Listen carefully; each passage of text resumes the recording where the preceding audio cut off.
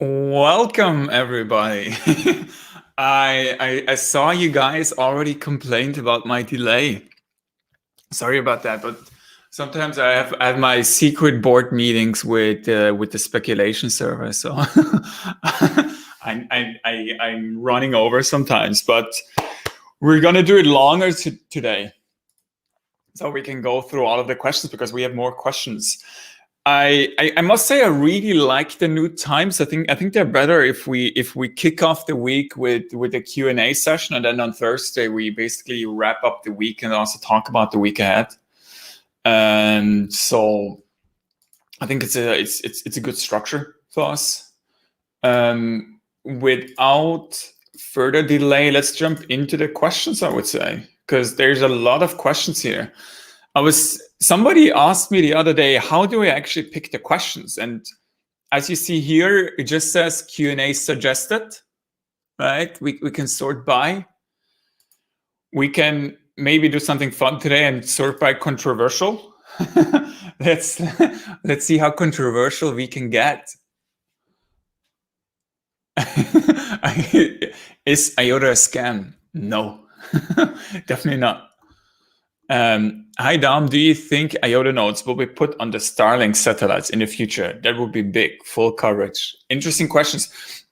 I don't think so. I think the Starlink satellites should much rather provide the connectivity for IOTA nodes.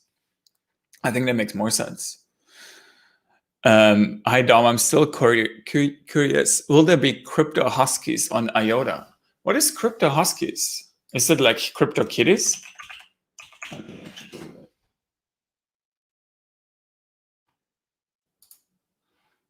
That looks like is it like crypto kitties? It looks like this here, what I found. This stuff here.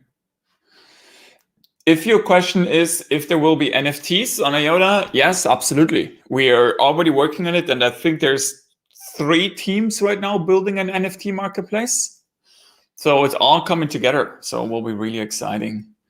Come on, we want more controversial. We need more controversial. I don't think there's anything super controversial. Maybe let's stick with the usual one, best, top. What's the difference between best and top? Can somebody in the comments tell me what the difference is? Like, shouldn't it just be most upvotes, or is it like a different algorithm? Best, top. Q&A suggested. I guess I'll just do Q&A suggested. Or what do you guys prefer? Should I do best, top, new, old, Q&A?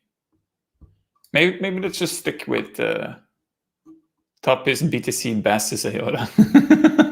I fully agree with that. Let's just stick with Q&A. Next time we can fine tune it. We have a lot of questions to go through. Let's just start.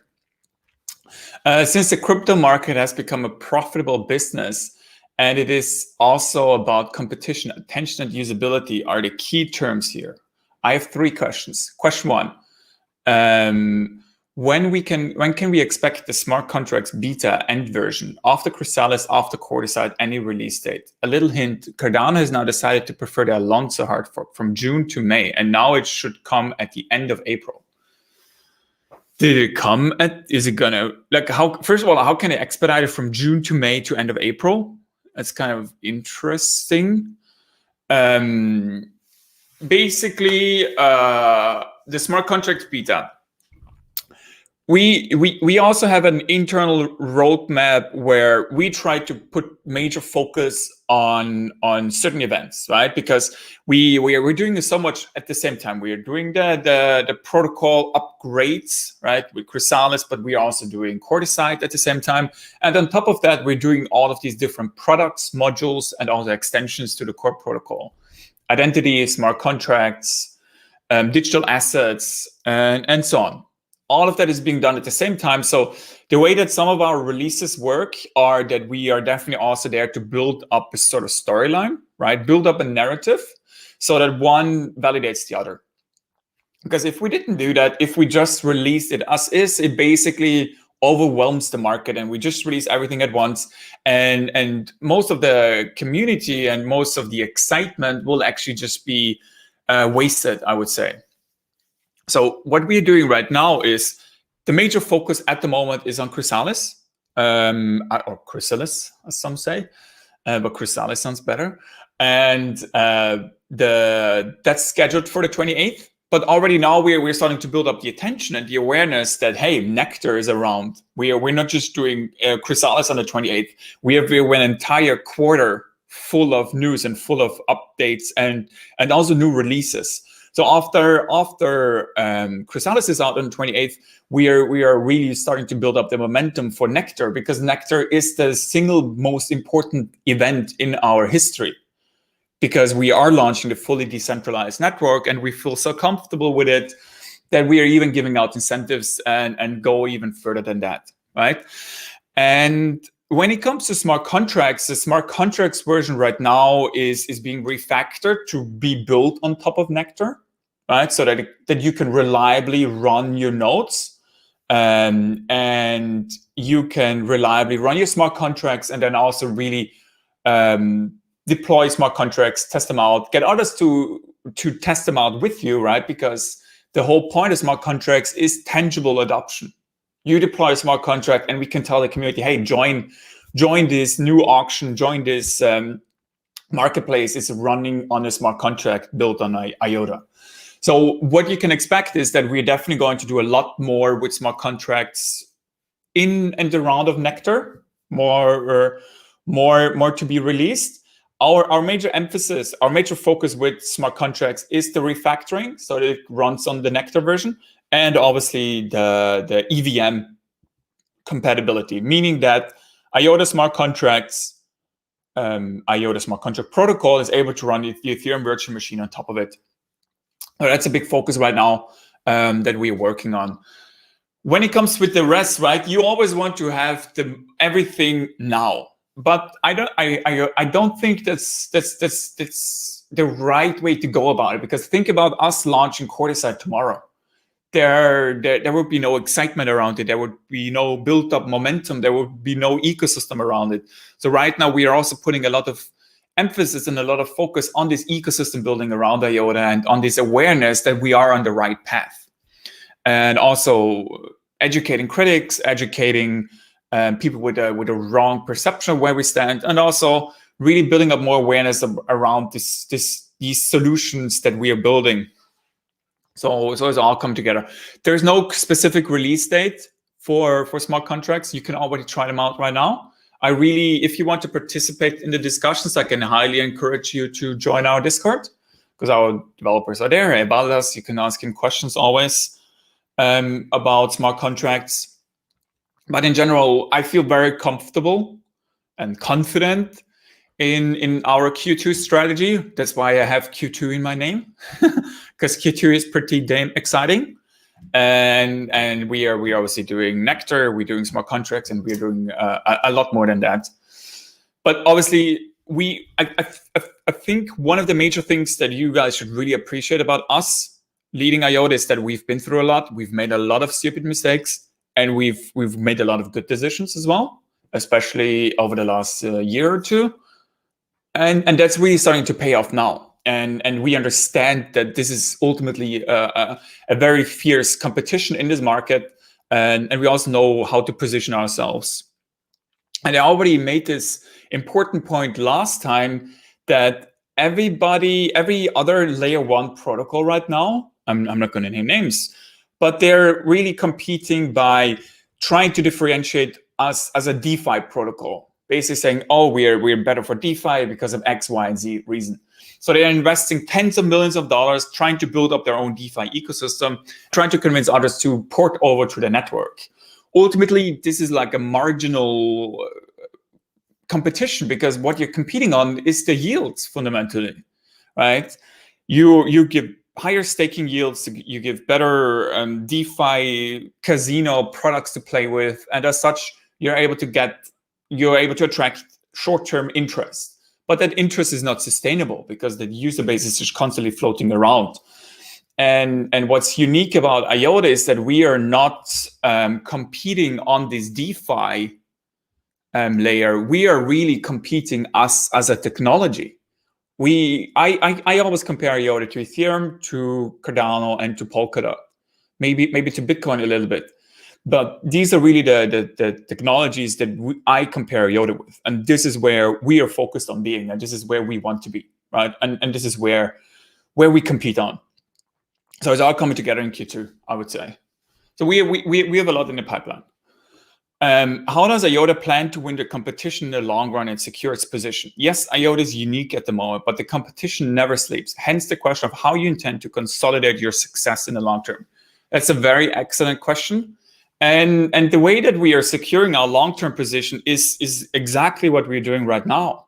We're not competing on marginal gains. We're not competing on short-term interest from the market. We are really competing for this as IOTA being a standardized protocol for the long term.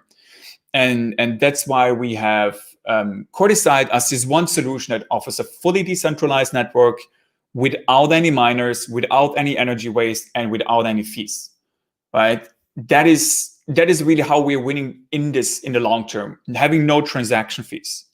That is why we do what we do. If we were to summarize what is the most important feature of IOTA, it's really the feeless component of it, because that is what's going to secure us having hundreds, thousands of enterprises utilizing and relying on our technology, right? Building on the IOTA protocol and utilizing the IOTA token to enable their business model. And I think that's really our USP compared to any other protocol out there. Other than that, we are really in this for the long term, in the way that we've set up the entire project with the IOTA Foundation based out of Germany, with us building a lot of credibility and trust in the ecosystem, and obviously us really being focused on growing the ecosystem around IOTA. Ultimately, what will help us succeed is the ecosystem around IOTA. All of you building applications, all of you participating in the community, and more companies, more enterprises and governments relying on IOTA. So you will see a lot more of that this year as well, where there's new partners joining, and also bigger commitments from those partners to utilize IOTA at the core of their products and the core of their business model. And we really understand the traditional world, I would say. So we really also have this domain expertise in mobility, in supply chain, Industry 4.0, smart cities, and we are able to apply this domain expertise to our partners, right? How should IOTA be utilized in smart cities? And also we have, what's really unique about IOTA is that we know how to work with big companies, and we are able to convince them to use IOTA. And that's really what's going to give us long-term growth, I would say, really getting adoption from big companies, infrastructure players, and so on. So all of this long-term positioning is happening right now, actually. We are building this foundation to build on. And what are the next planned steps to further increase awareness of IOTA, or in another way, what are the biggest challenges that need to be overcome now so that IOTA comes more into focus? And I would say the biggest point here is tangible adoption. How can I utilize my IOTA tokens for certain use cases? Like the most simple and mundane, or the most straightforward and one of the most important ones, are around getting the IOTA token onto other networks, what is called basically wrapping, bridging from the IOTA token from the IOTA network to, for example, Binance Smart Chain, or to Ethereum, or to other networks. That is what we mean with tangible adoption, or bridging other assets to IOTA. And so our major focus right now is to bring this tangible adoption to IOTA. That's why we are doing digital assets, right? How can you launch new tokens on top of the IOTA network? How can you do NFTs on top of IOTA? How can you do security tokens on top of IOTA? And how can you really create an ecosystem around that with decentralized exchanges and all of that. So I think through that, we can build up a lot of excitement for IOTA and also really educate the entire market what it means to do feeless transactions, what it means to utilize a scalable protocol like IOTA where transactions confirm within 5 seconds and stuff like that. So I think that is really our biggest focus right now, to increase awareness of IOTA, really tangible adoption, where you can utilize the IOTA token and the IOTA protocol right from the get-go. And I think that will, like, I really think that will create a lot of interest from the broader ecosystem, and it will also enable new opportunities for new businesses on top of IOTA. Like I mentioned, there's always teams building NFT marketplaces. There's teams launching security tokens, tokenizing physical assets. And there's also teams really focusing on new dApps, right? Decentralized exchanges and all of that. So it's really all coming together, and the ecosystem around IOTA is really flourishing. And we are really enabling the ecosystem to flourish by going from Chrysalis to Nectar to smart contracts and beyond. Hi, I'm curious, how do you see IF within 5 to 10 years? Will IF still be the development leader like today, or there is a plan to complete a first version and then leave it to the community? What are your plans with the IF? How long will you stay active member of the IF? It's a very good question. Ultimately, the way that the IOTA project should work is that there is no single entity that controls the development, and there's no single entity that really leads the development, I would say, right? It should be really decentralized decision making on what to adopt, what not to adopt. There is a certain argument to make that this definition of a benevolent dictator is what ultimately drives projects forward. And without such a role, I personally always like to argue that these projects will die because they really have no leadership behind it, they have no vision behind it, and they have nobody to really execute it. And if you guys remember this crossing the chasm that I showed yesterday, on Friday, I would say it's the same with the development process of these protocols, right? Because we need to get to a stage We need to get to a stage where there's no longer this sort of reliance on a single entity. And the way that I would define that is that there is the broader ecosystem that, first of all, has the necessary incentives to build on the core protocol, to build on the ecosystem side. This is where we're getting to. I think when it comes to the second major point that we really need is first is the incentives, right? Second is the expertise. We need the ecosystem to really understand the IOTA protocol, understand how to contribute, and really also improve it. This is really where we are well positioned. I would say we have the Hornet team, which is like a community built node, and very few other projects actually have that. So that's already really great that we have this expertise within the community, but we definitely also need more partner companies, more community members that are able to contribute.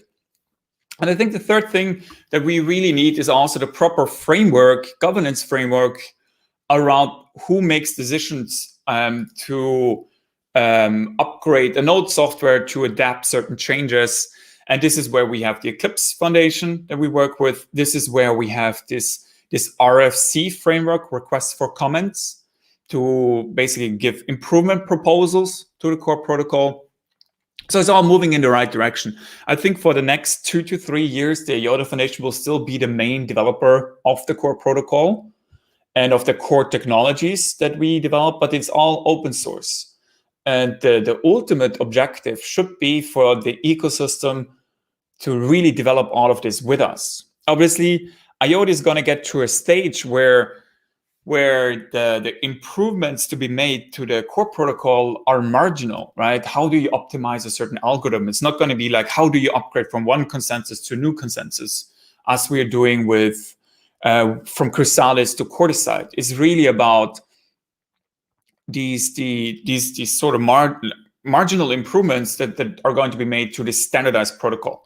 And this whole standardization is what we are doing right now as well, right? So the protocol is being standardized, and we're working on that with OMG and with some partner companies to make sure that it's all sort of embedded as a standard, so that others can easily contribute as well.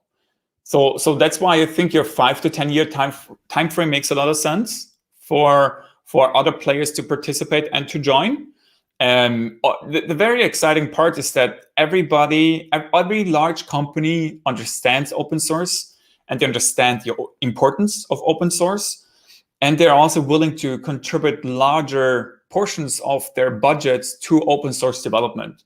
So I can definitely envision a future where a big company that we work with, like Dell, like JLR and so on, they're going to dedicate part of their budget to the development of IOTA open source tools, libraries, and even to the core protocol, right? So that's very exciting. And it's going to take time, obviously. But we are going in that direction. That is the intention. Where do I see the IOTA Foundation? The IOTA Foundation, right now, the primary responsibility is to do all this R&D, research and development of the core protocol, of the technologies, and the adoption of it, right? And the growth of the ecosystem, so that we have this self-sustainable ecosystem around IOTA. And the way that I see this in the future is that we're definitely evolving as a research organization primarily, like R&D organization primarily, that is able to deliver these decentralized technologies and these trust protocols, right? So there might be some very exciting applications and new use cases that can be built on top of IOTA. We still have to make IOTA production ready, right? We still have to do sharding and all of that.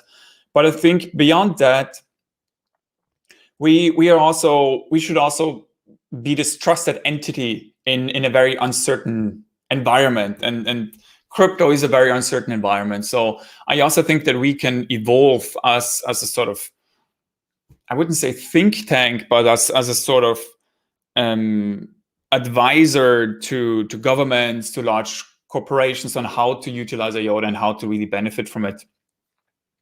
So I really want to continue doing what we're doing, because that is really what's so damn exciting, right? You have a very challenging problem to work on, and you work with amazing team members, with amazing people every day, including the community, right, to solve those problems.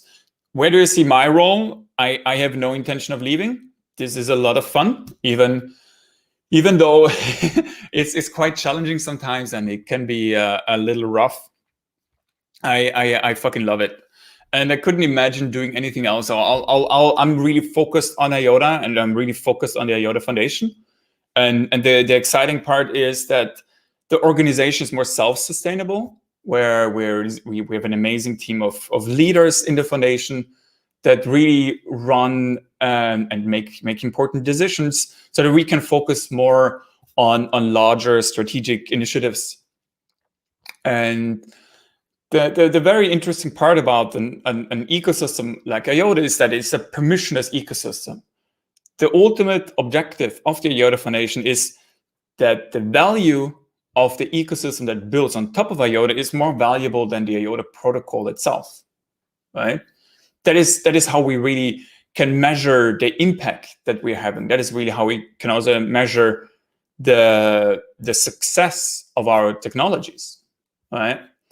But it goes beyond that, and I think we have a very important social cause with IOTA. It's not about the price. It's not about the crypto market. It's really about delivering tech that is going to be adopted in the real world and solve real problems.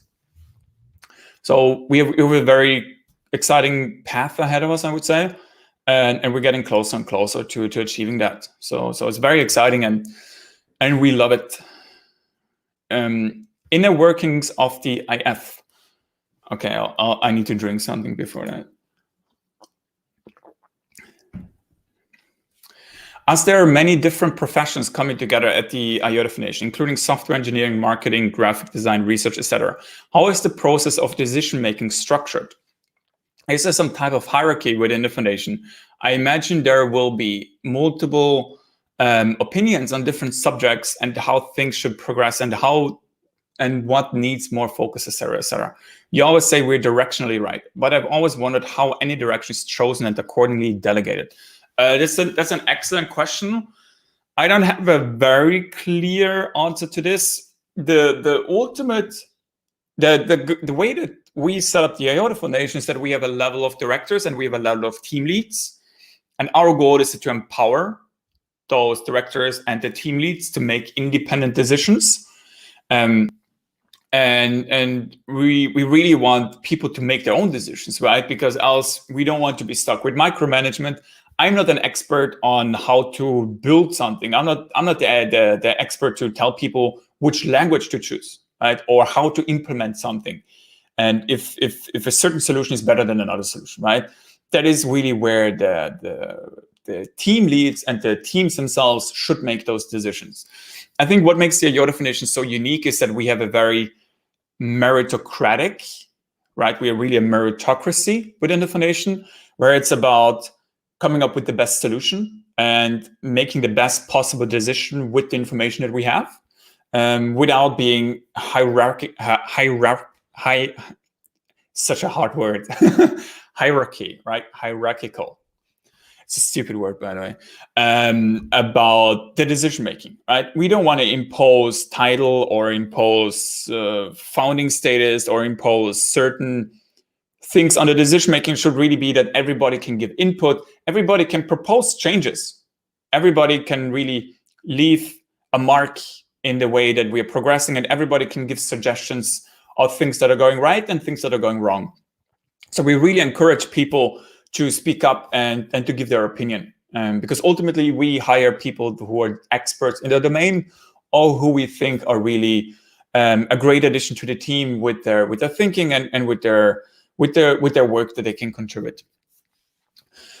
So the decision making, as I said, usually the way that it works is that we on the board together with the directors define the objectives. Where do we want to head the next year?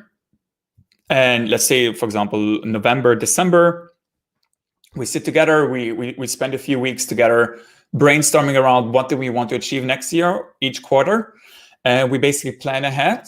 And stemming from that, you then trickle down what are the individual team objectives and how do we actually achieve these objectives, right? You basically operationalize the strategy.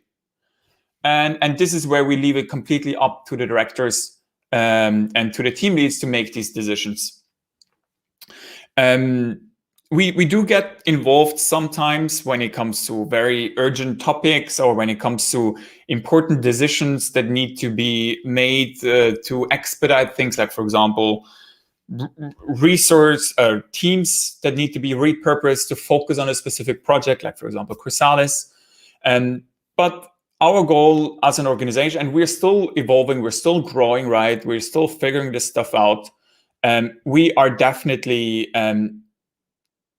focused on making the organization run autonomously, where there's no dependence on single individuals, where there's no dependence on people, where it really becomes this meritocratic organization that fully empowers individuals to work on what they think they should work on, and where we really have clearly defined objectives that really bring us to where we should be and where we want to be. That's why I always say we have to be directionally right, and the direction is defined by the objectives.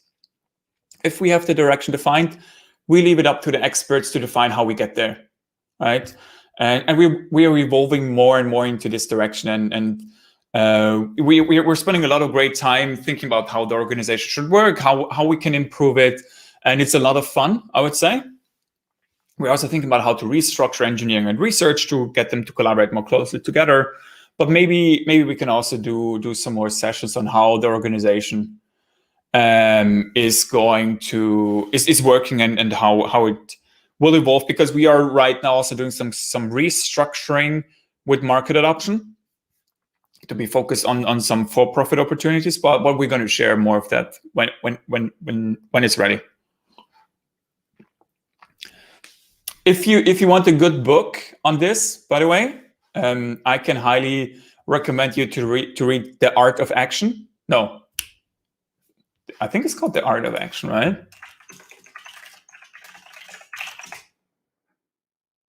Yeah, I was right. The Art of Action.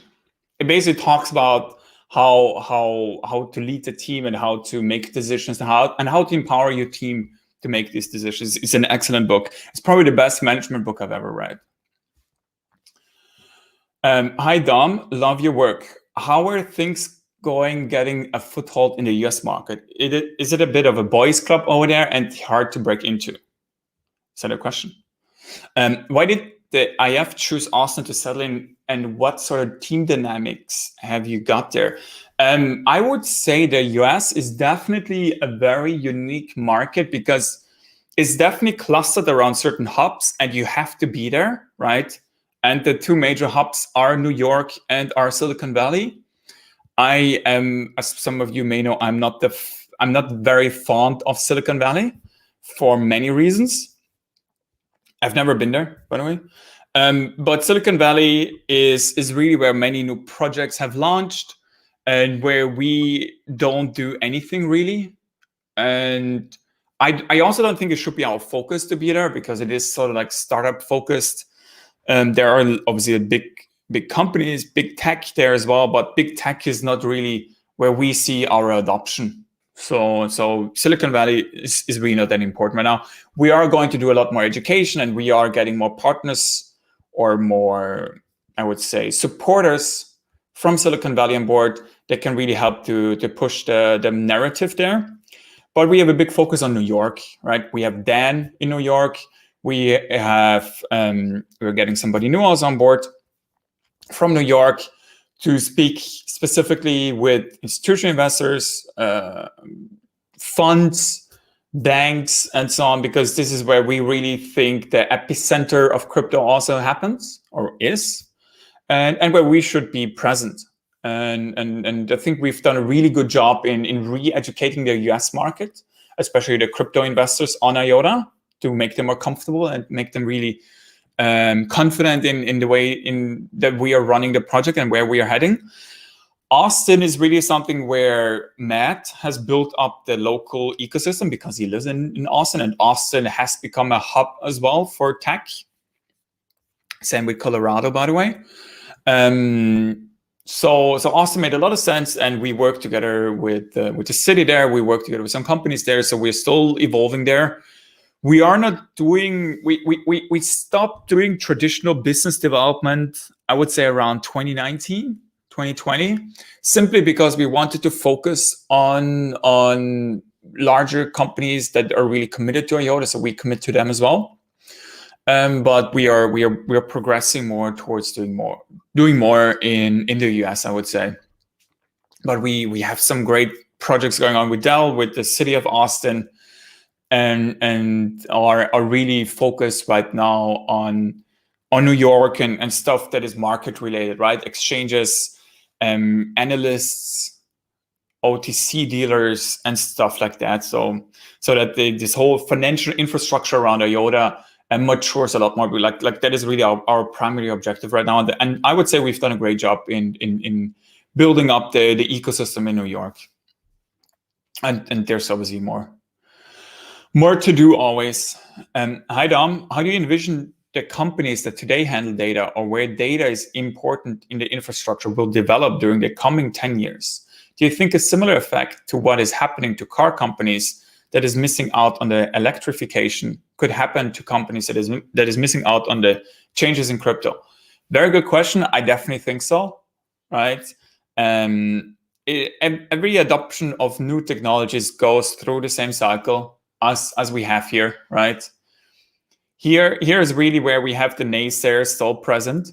And what many companies, like what are the main reasons why many companies jumped on their electrification bandwagon? I would say it's, for one, because they understand that it is the future, but they also understood that the market right now is all about narratives, right? The main reason why Tesla is where it is because of the narrative that electrification is the future. And all of the other big automotives simply missed out on the importance of narratives, right? And that's why they are so undervalued in the stock market, because they don't have an exciting narrative going with them. And I would say, just purely from this narrative perspective, many more companies will start to jump on the crypto bandwagon. They will acquire Bitcoin, they will acquire crypto assets, including IOTA, to basically say, hey, we have it on our balance sheet. We are interesting. It's an interesting future that is being enabled by it. But what we are really interested in is that we are diversifying our investment portfolio, right? And so many companies will jump on the crypto bandwagon just for that. Now, when it comes to the usability side, this is also really where I definitely think that many of them will start to enable these use cases, whether it's selling data, as you mentioned, or whether it's enabling car payments, right? Integrating a wallet into your machines to enable them to trade with each other. So all of that is really coming together. I think for that to happen, first, we need to have big companies basically being comfortable with holding crypto assets and with trading crypto assets. And that is really where this whole infrastructure around crypto is so important. And it was the same with electrification, by the way, right? Batteries had to evolve to a stage where they were so cheap. Charging infrastructure had to evolve to a stage where it was really possible to drive through Germany without being stuck somewhere, right? So it's always, in order for one important technology to be adopted, we need to have a constellation of different infrastructure pieces that need to come together to enable the adoption of this new technology. For electrification, it was batteries, it was charging, and it was probably also ESG investments from large funds that really pushed automotives to go down this route and to be fully committed towards it. And the same is with crypto, right? With IOTA as well. In order for IOTA to be adopted in the real world, we need to convince the treasury of every large company to be comfortable in holding IOTA tokens, right? From an accounting perspective, from a security perspective, and legal and tax, right? We need to have this regulatory framework mature around crypto assets. And the same is true also with the use cases then, right? We also need to have certain infrastructure players that enable the adoption of IOTA. And all of this is happening right now, right? And to answer your question, I definitely see very similar analogies with electrification and with crypto and IOTA. So it's very interesting to see how this will evolve. Let's assume a large company purchases tokens and holds them using a custody solution. How will their IT department utilize the mana if they don't have access to the tokens? Very simple. This is a very important topic that we discussed a lot internally. Basically, when you have your tokens in the cold storage, you're able to generate a key. And this is basically just a sort of signing key that allows you to refresh your mana, right? So your private key, the most important key, is still in cold storage, but deriving from that private key, you have a special key that can be utilized in a hot wallet to refresh your mana, to generate the mana, to delegate it to somebody else, and so on. So custody, keeping your IOTA tokens in custody, cold storage, while generating mana and delegating that mana, transferring that mana was one of the most important features that we want to enable, right? We don't want you to hold IOTA tokens in hot wallet just to generate mana.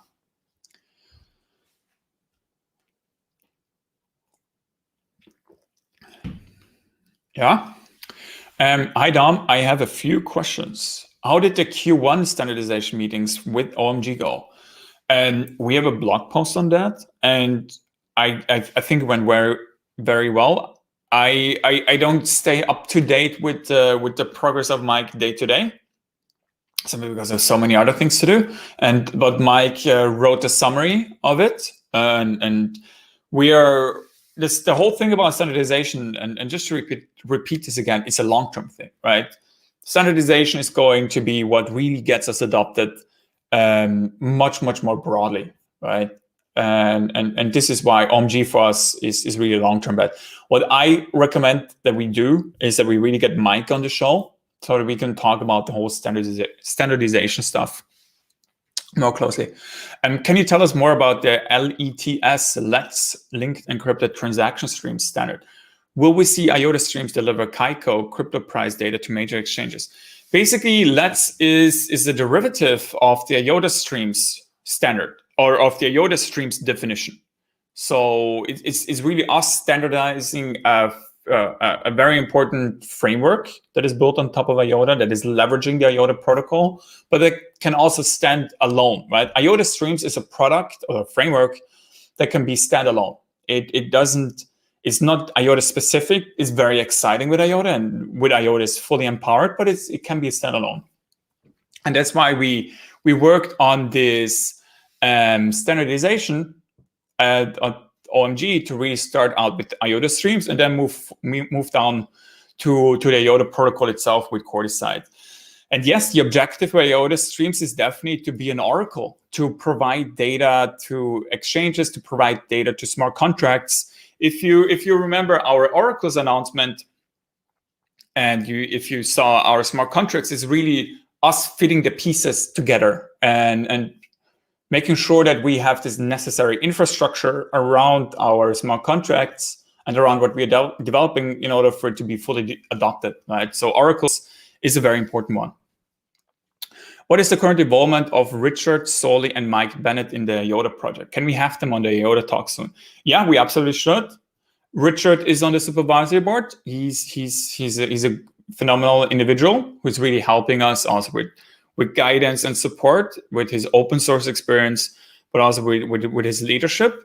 And Mike is doing a great job with OMG and really helping us with the specifications on Coordicide and some of the other projects that we're working on, like streams, like the RFCs that we have developed, and this entire sort of governance framework for IOTA and open source.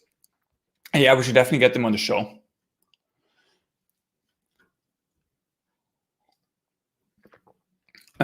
Hi Dom, do you think it's possible to have a version of IOTA color coins where inflation after initial minting is possible? Yes. It's something that we have had fierce discussions internally, but yeah, that's absolutely possible.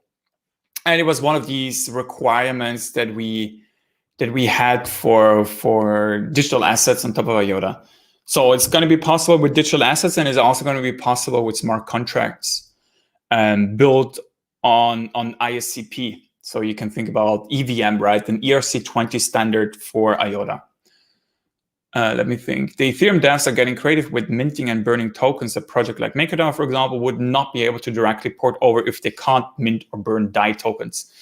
I fully agree with you, and this is exactly what we're building. So don't worry, it's going to be possible. Ultimately, our role is to really provide a very stable and very mature environment that is also flexible.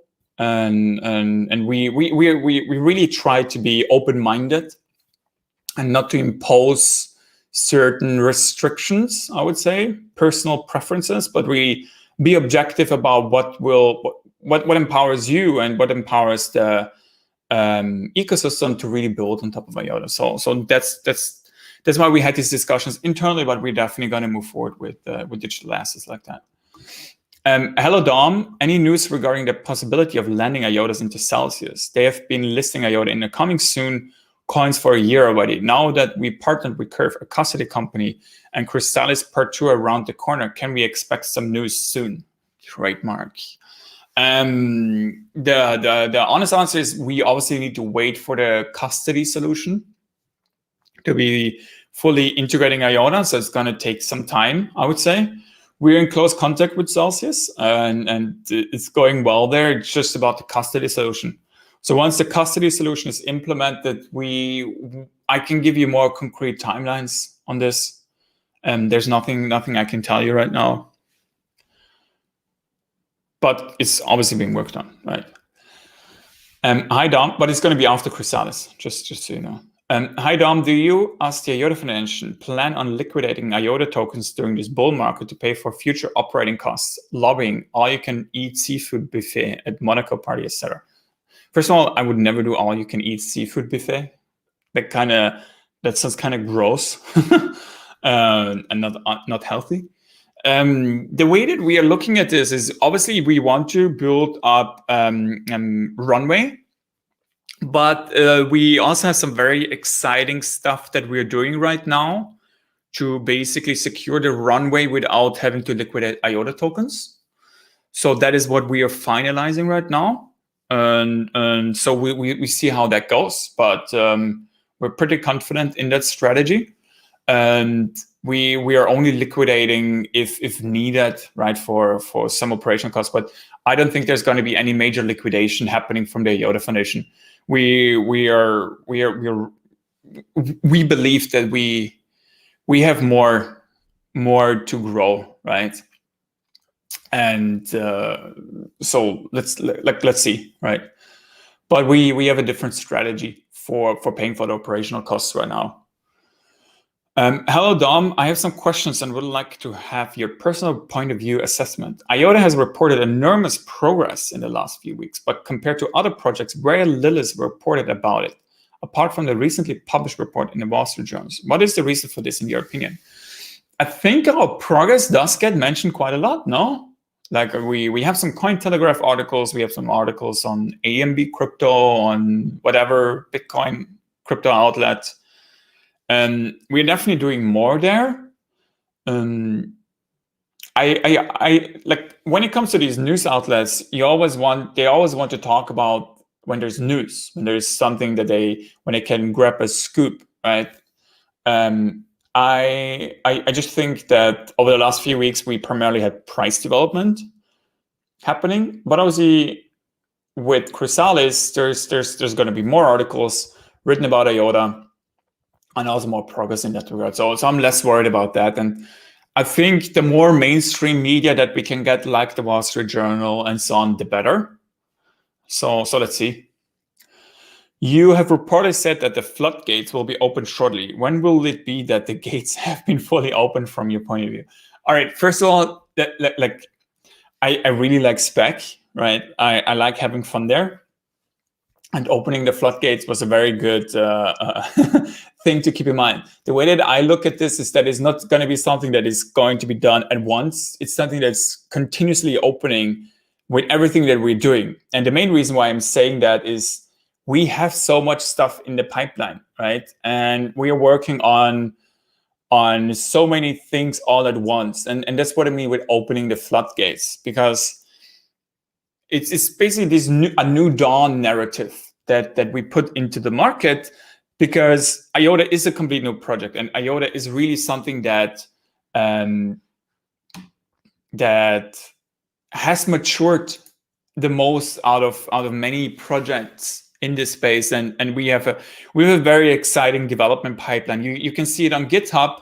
Like there was, for example, this post today about the GitHub activities, and IOTA is always in the top 5 there, pretty much. So there's just so much happening that we are doing behind the scenes that hasn't been announced yet, or that isn't out yet, or exciting partners that are utilizing IOTA, or more development happening, more use cases, more tangible adoption.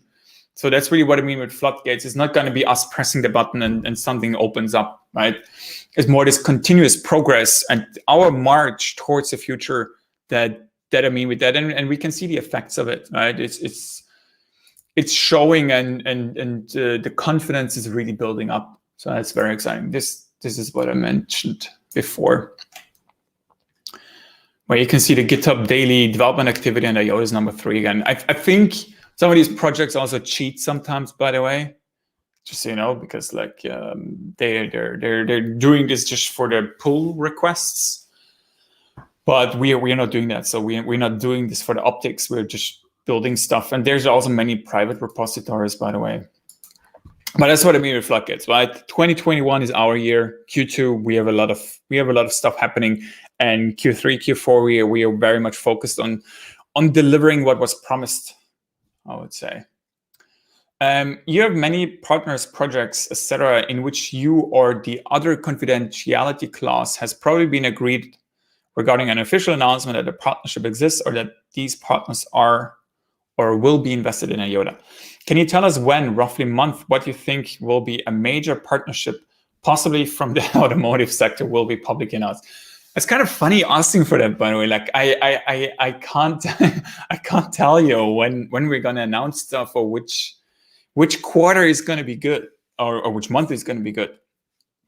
When it comes to NDAs and when it comes to these projects, they always take months to develop and months to nurture. And I don't think I can mention any specific date. We are continuously moving forward. We're continuously progressing with our partners. And when it's ready, it's ready. You will hear more about it. Obviously, with Chrysalis, we do expect an uptick in adoption. So let's see.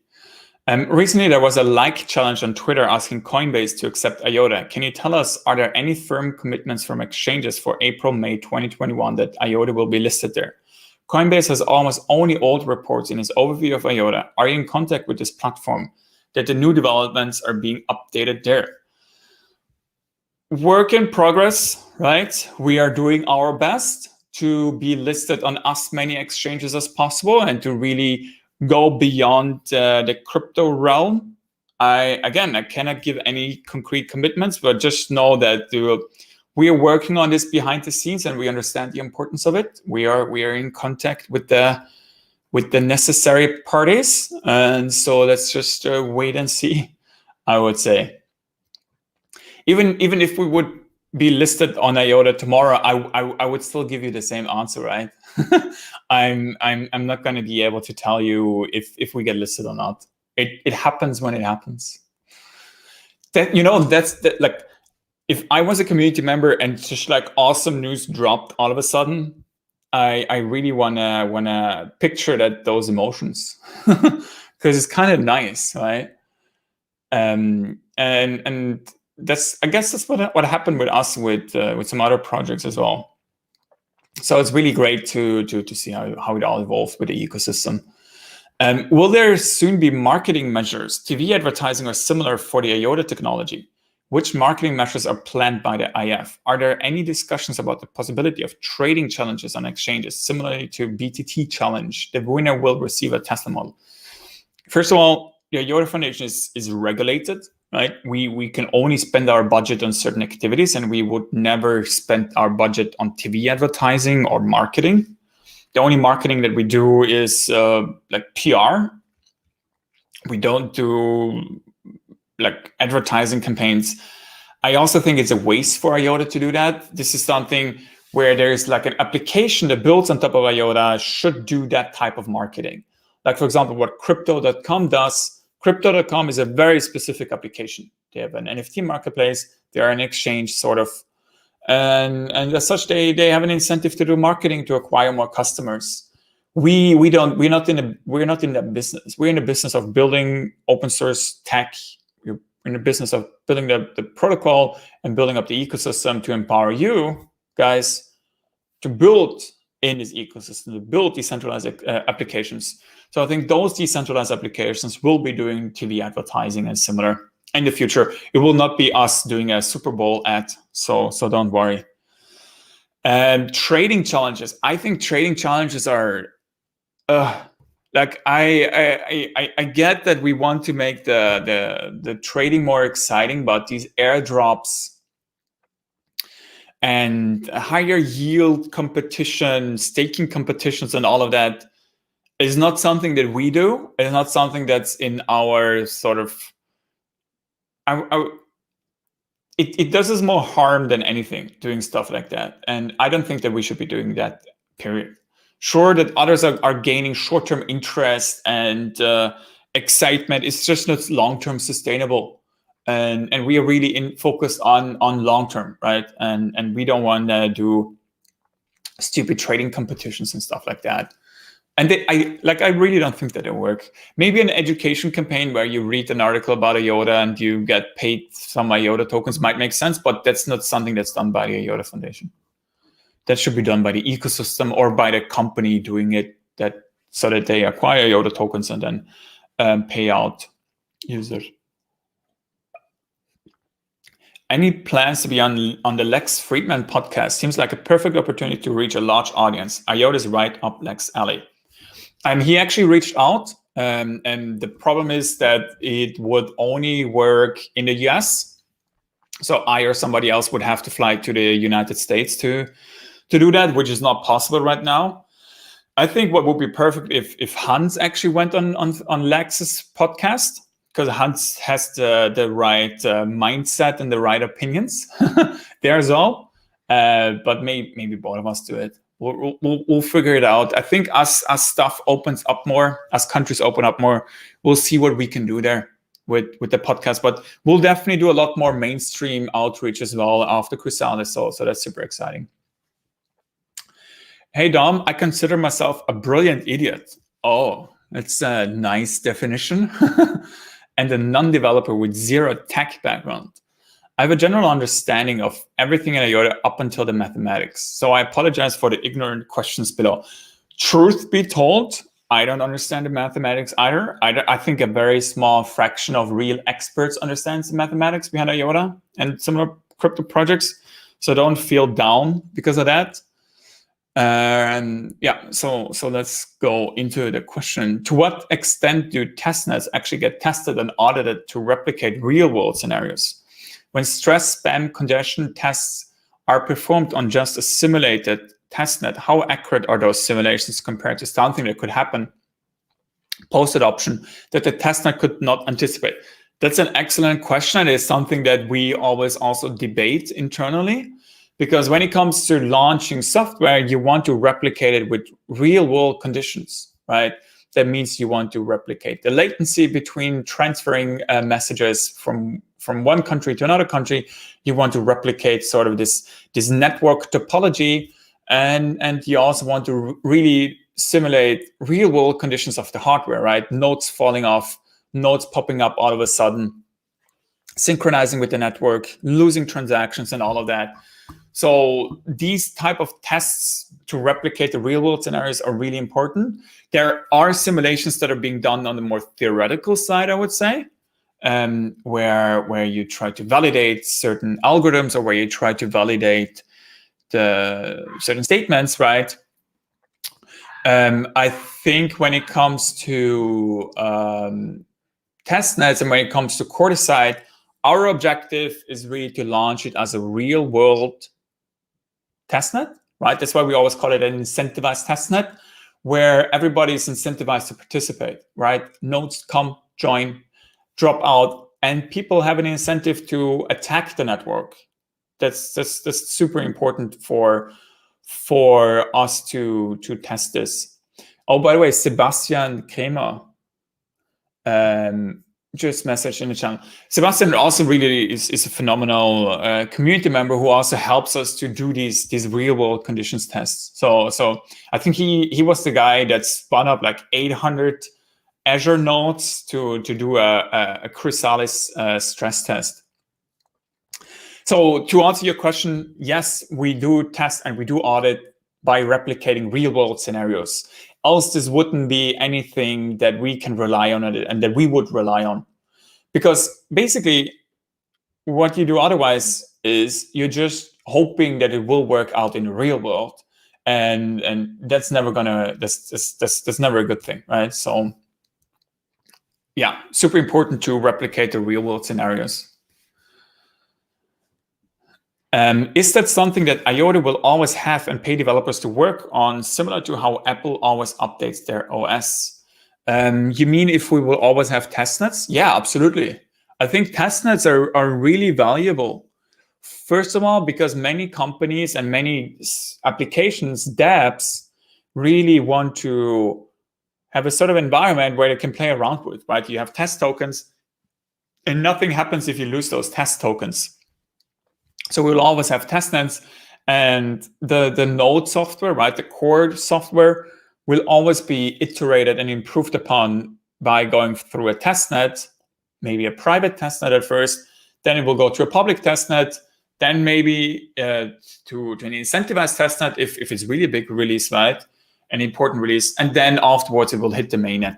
I think this cycle is super important for us to make sure that the software that is running on the mainnet is the most reliable and the most secure one. So because this is a protocol worth $5 billion, hopefully more in the near future. And as such, we need to make sure that we can rely on this. So yeah, it's very important that we do this, and it's also exciting for the community and for the ecosystem to be able to develop on top of these testnets to harden their applications and then to launch them on the IOTA mainnet. And lastly, if Hollywood were to make a movie about the IOTA Foundation, who would you want to play yourself? It's a funny question. I think Andrew Garfield or Daniel Radcliffe. I don't know who Andrew Garfield is, by the way. Oh, come on. He doesn't look like me. Maybe. I don't know. Like let's talk about that when it's ready. I would feel uncomfortable having a movie about us at IOTA, because these movies always portray a certain narrative and they always portray certain individuals, and I think it's very important to keep in mind that IOTA and the IOTA Foundation is not about individuals. It's really about this amazing team effort of people in the foundation. And so let's rather do a movie about the fictional drama within SPEC or the IOTA community. I think that would be more fun. What does IOTA need the most at this point in time to succeed in its vision, and other than the obvious ones like adoption, courtesy, etc.? I'm asking for something that is off people's radar and seems trivial, but in reality is detrimental for the project. Is there such a thing? Well, I think what we really need right now is to get more team members on board, because we are hiring a lot. So if you look at jobs.iota.org, we have like 30 job openings at the moment. So we are trying to get a lot more team members on board to really help us to realize protocol, but also really smart contracts and these building blocks. Like especially, for example, here, we're looking for identity developers. So it's always about us finding the right talent to join the IOTA Foundation to help us to realize this big vision that we have. Other than that, what else are we missing? I think one thing that we're really missing right now is also more support from governments, especially like Germany or the European Commission, because they can really help a lot when it comes to the adoption. And I hope that we can make more progress on that this year as we build more applications and as we really mature more as a technology, but also really as an organization. So we're working on these issues. I'm not sure if there's anything that's super trivial that we're missing right now. I don't know. Do you guys think there's anything that we're missing right now to succeed? Leave a comment below if you think so. I would love. I always read the comments, by the way. So if you talk shit about me, I'll find you. So make sure to leave a comment. Will we see trinary return once IOTA becomes a standard and widespread? In other words, once the efficiency savings become greater than the cost of development? Maybe in the future. But when it comes to trinary, there's really an ecosystem around it. If you remember the discussion before, right? It's about a new technology needs to have this constellation of different technologies, different infrastructure pieces around it in order for it to be successfully adopted. And the same with trinary, right? We need to have an entire ecosystem around it for IOTA trinary to make sense again. So right now, I don't think we're going to see it, but we have to be open-minded about this and always implement and adopt the best technologies into IOTA. And obviously standards, by the way. Hi, I'm not a pro, but still managed to set up a Go Shimmer node for the testnet yesterday. But it was a difficult and time-consuming process. First of all, that's really amazing that you were able to set up a node. Kudos to you. If you look here, you're here in the early innovator stage, so 2.5%. people who want the newest things. So you should pat yourself on the back for doing that. So great stuff. My question: does the AIF have a plan to build an easy-to-use full node, for example, a simple executable file under Windows? Comment to have as many nodes as possible. I think this will be crucial. Absolutely, we will absolutely have that. Right now, it just doesn't make that much sense to have these tools, because when it comes to Schiener, it's really a research project right now. And for us, it's important that people join the network that really know how to run a node from an operational perspective, but also deployment, right? Because there are continuous updates happening all the time. There's things that might break. So you also need to know how to run the node yourself, for us to reliably run this network and for us to really expedite the development. When it comes to the Nectar release of Schiener and of Coordicide, we'll definitely have easy to deploy nodes. We already have that with Hornet today, with the B node, where it's like one line installs, right? Or where you can do it with package managers. So all of that will come with Schiener as well. So please don't take this experience badly. It's just the way that it should be right now, so that we can get the right people to join the network with us. Hi Dom, there seems to be some uncertainty around the possibility of token migration after Coordicide. What solution will the IOTA Foundation offer investors after Coordicide who for some reason lost track on IOTA's development and didn't get to migrate their tokens in time? Smart contracts, right? The way that it's going to work moving forward is that there's just simply going to be a smart contract in the future that holds these tokens in a treasury, and then it can distribute them if certain conditions are met, like, for example, somebody validating that they had tokens in the Chrysalis network, for example. So all of that will be automated, I would say. Obviously, the smart contract needs to be able to validate these claims, but that's what will be possible. So I don't think there's anything to worry about in that regard. So you will be able to transition easily. Hey Dom, I would like to know what the main reasoning for abandoning IRI in favor of Hornet and Schiener was. What role did IRI being implemented in Java play in that, and what advantages for DLTs have Go and Rust in comparison to GVM languages? First of all, the name IRI basically stands for Initial Reference Implementation. So it was the IOTA white paper embedded in code, right? With the coordinator implemented with certain fixes to problems that was the purpose of IRI, to bootstrap the network and to bootstrap IOTA, and it served its purpose well. The biggest problem with IRI was really the technical debt related to it that had to do with initial design decisions, with architecture of it. So ultimately, we made the decision. It's kind of hard to speak after 1.5 hours. That it wasn't worth it to refactor IRI, and instead we made the decision to support the Hornet development, and then to also start working on our own Rust implementation.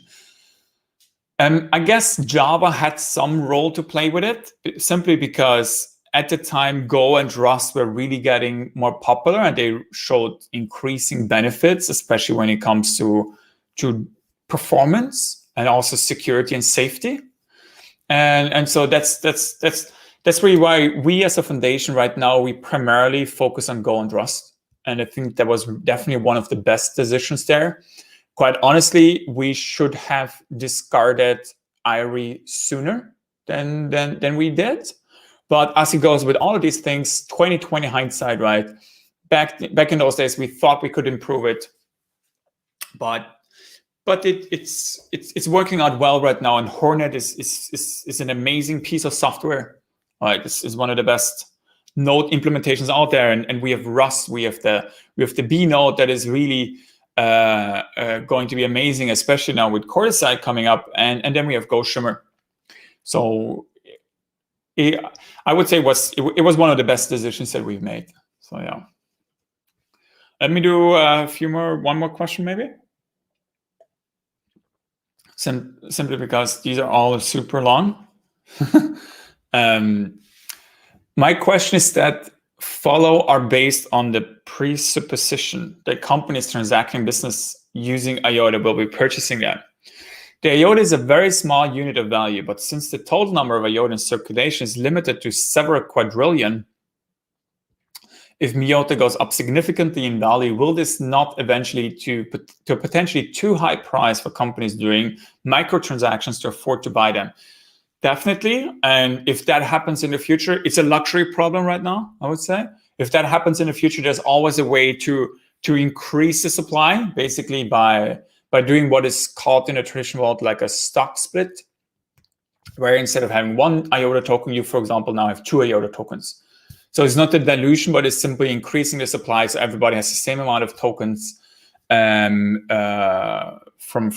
a distribution perspective, right? It's just increasing the supply. There's definitely a possibility that can be done in the future, and I think this is something where the community should vote.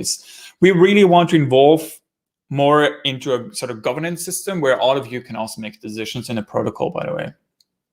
So this would be one of those, I guess.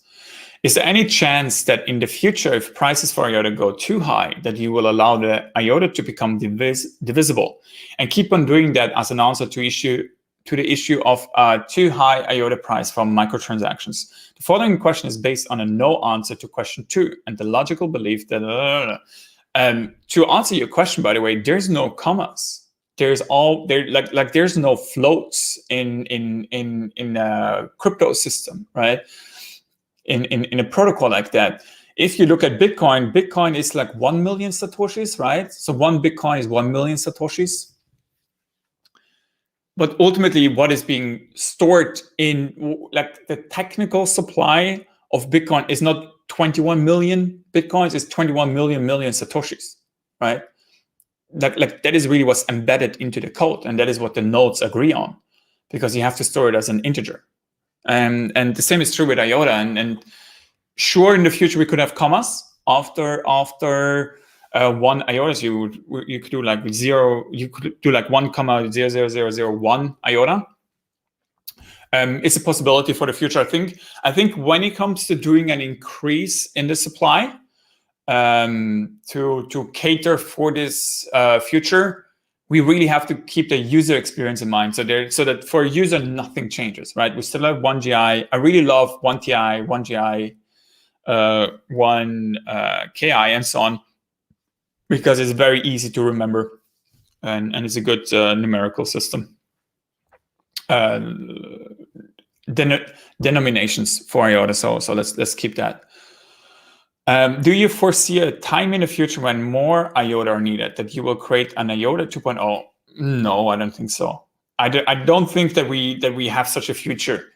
IOTA, as it is today, there will not be any inflation on the IOTA token itself. There will not be any dilution. There will not be any new tokens minted, right? There will always be the same token distribution in that regard, because that is really what gives IOTA so much value.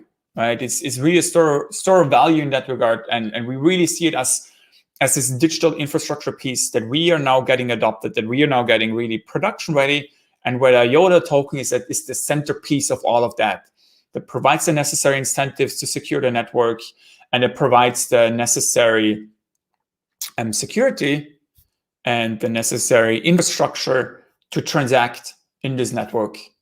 So no, I don't think. I really think that there will never be any situation where we need to mint more IOTA tokens. Let me maybe do a short one. This one about the Yuan. The Yuan is currently being tested in China. At the same time, it is becoming louder that the Yuan will be just another tool to monitor citizens even more closely. How do you see that, Domi? Is that conceivable with IOTA, and is data protection just an illusion? As with every technology, it can be utilized for good and it can be utilized for bad. We see that with AI, we see that with the internet, and we see that with blockchain, right? You can always use these tools for surveillance. You can always use these technologies for surveillance tools and so on. Our goal at the IOTA Foundation is to make governments and to make companies comfortable in adopting our technology, while really ensuring through cryptography, through open source software, that your data stays with you, that you stay in control of your data, you stay in control of your value, you stay in control of your tokens, and you can ultimately decide how to participate in this ecosystem. Right?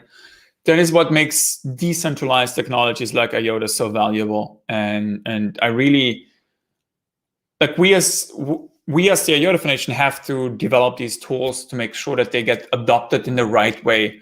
And just so you know, we have a sort of ethical playbook as well, where we as the foundation, we decide to not work with certain entities because we think that they might misuse our technologies, they might misuse IOTA to suppress their citizens, or to use the technology in a bad way. So we definitely we want to make the world a better place, and not to not to misuse it. I saw that Sam is complaining about me skipping the question. All right, I'll read it. I don't have to read the quote. That's good. Regarding smart contracts, I read the following. I think all of you who are watching, you can read it. What happens with a smart contract and funds, etc., if all the nodes were to go offline and never to come back online for a specific smart contract? It's a very good question. Good that you reminded me. Basically, what would happen is that the state of the smart contract would be lost, right? That means that you can no longer continue with that smart contract. You would have to launch a new smart contract. You could copy the state from the previous smart contract, but you need to have a new smart contract address, and so on. It's the same as in blockchain, right? If there's an attack on the network and the majority of the nodes goes offline, it's a serious threat to the consensus, right? What is the latest state? What did we all agree on? And it can disrupt any kind of distributed, decentralized system. So what we are doing right now is we're spending a lot of work to think about how these committees can be set up in a dynamic structure, so that you can easily transition from one committee to another committee, to basically replace nodes that went offline, and to replace nodes that have become malicious, for example, with new nodes. So that this healthiness, I think you say healthiness, right? Like the health and the security of the smart contract is being ensured by continuously replacing validator nodes in the committee. So that's something that we're focusing on to make these dynamic committees to replace the ones that went offline. Usually, the way that this goes is that if you set up a smart contract, because it's based on threshold signatures, you have to define what your threshold is, right? You could do 2/3, you could do 50% plus 1, for example. So that means if 2/3 of your nodes are offline, your key can no longer be signed, right? Sorry, if 1/3 of your nodes are offline, your key can no longer be signed. And as such, you have to transition the entire state to a new address and all of that. But all of that with smart contracts and stuff, we will explain a lot more and a lot better in the coming weeks as we prepare for the release. So there's a lot coming.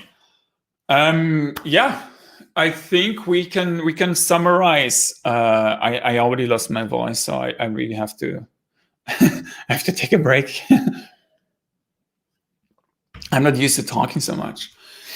No, but thank you all for your questions. I think we went through all of them, all of the most upvoted ones. Maybe next time we'll use a better selection process here. But yeah, I hope this was valuable to all of you. And if you have questions, just always feel free to ask on Reddit here on the thread, or ask us on Discord. We are always there for you, and we are all you always have a direct line to us. We are ultimately also just community members who are a little more closely working on the IOTA protocol, but all of you have the same possibilities as us to really change the path of IOTA and really also be part of this future that we are creating. So again, I really encourage all of you to really partake in this together with us and to build.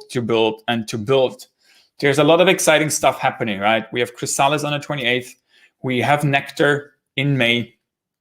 And then we have digital assets and smart contracts. So it's all coming together. So the time to build on IOTA is now.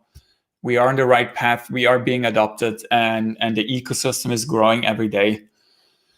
Without further ado, I hope to see you all on Thursday, and I hope you have a wonderful start into your week. Make sure to catch up with the latest news and developments with the Chrysalis migration, because it is happening in around 2 weeks now, right? So exciting stuff. Like and subscribe, and I see you guys on Thursday. Bye-bye.